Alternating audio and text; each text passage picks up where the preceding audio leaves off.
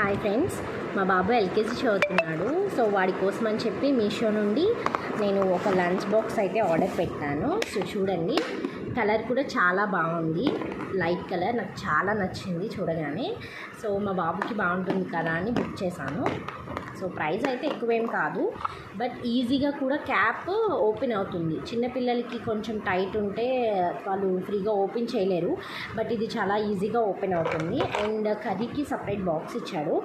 So వాళ్ళకి curry పెట్టేలా అయితే okay, లేదు అంటే స్నాక్స్ బాక్స్గా కూడా మనం దీన్ని యూజ్ చేయొచ్చు.